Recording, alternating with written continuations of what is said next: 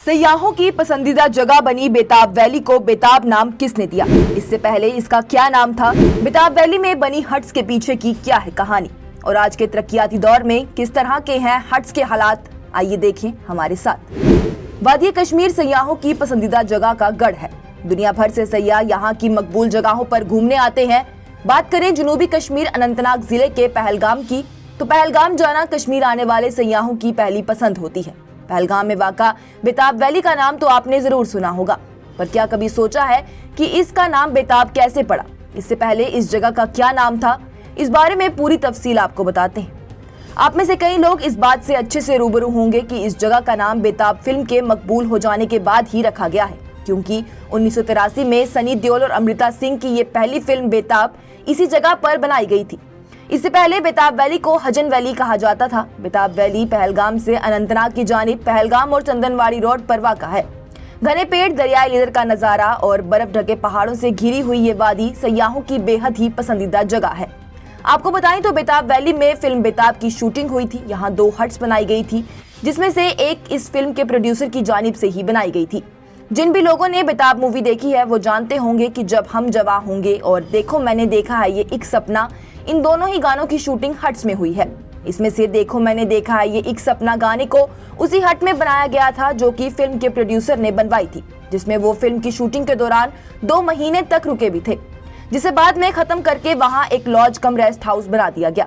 वहीं इसके बाद वहां और भी हट्स बनाई गई जो कि लोगों और सयाहों दोनों में ही काफी ज्यादा मकबूल हैं। और हर साल जितने भी सयाह आते हैं उनमें से तकरीबन 90 से 95% सयाह इन हट्स में जाकर फोटो खिंचवाते हैं। पर वहीं बात अगर इन हट्स के अभी के हालातों की करें तो इन हट्स तक पहुंचने के लिए और वहां जाकर तस्वीरें खिंचवाने के लिए जिन सीढ़ियों से जाना होता है वो सीढ़ियां ही सही हालातों में नहीं है। जी हाँ, जहां उन सीढ़ियों में सिर्फ लकड़ी और कुछ ही वक्त का काम है, उसे भी पिछले काफी वक्त से नजरअंदाज किया जा रहा है, जिससे कि वहां आने वाले सयाहों और लोगों को भी काफी ज्यादा परेशानी का सामना करना पड़ता है और वो अपनी पसंदीदा जगह पर तस्वीर नहीं खिंचवा पाते।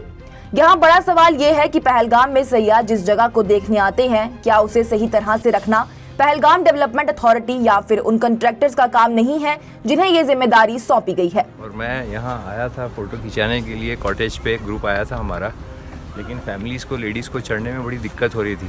इसको मेंटेन करके चलना चाहिए ताकि एंजॉय कर सकें, फ़ोटो वगैरह अच्छे खींच सकें।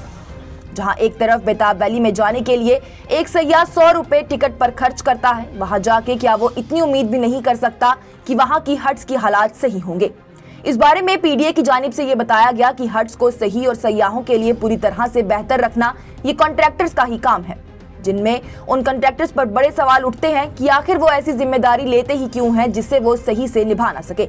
और दूसरी तरफ ये सवाल पीडीए पर भी उठता है कि उनकी जानिब से बेताब वैली में जाकर इस बात का जायजा क्यों नहीं लिया गया कि वहां सभी चीजें सही हैं या नहीं। अब चूंकि मौसम सरमा चल रहा है और चिले कलान भी शुरू हो चुका है, इस बीच अब भारी तादाद में सयाह वादी कश्मीर में आएंगे और उनकी पहली पसंद मकबूल जगहों पर जाना होगा, जिनमें से एक पहलगाम भी है। ऐसे में कंट्रैक्टर्स को चाहिए कि वो अपनी जिम्मेदारी सही से निभाएं और पहलगाम डेवलपमेंट अथॉरिटी को चाहिए कि वो भी पूरी तरह से कंट्रैक्टर्स पर भरोसा ना कर बैठे, बल्कि खुद भी ऐसी जगहों पर जाकर देखें कि सभी चीजें सयाहों की आमद के लिए सही हैं या नहीं। इस खबर में फिलहाल इतना ही। क्या आप पहलगाम आए हैं या नहीं? अगर आए हैं तो अपना तजुर्बा हमें बताएं और अगर नहीं तो एक बार जरूर आएं। Bureau report, news insider.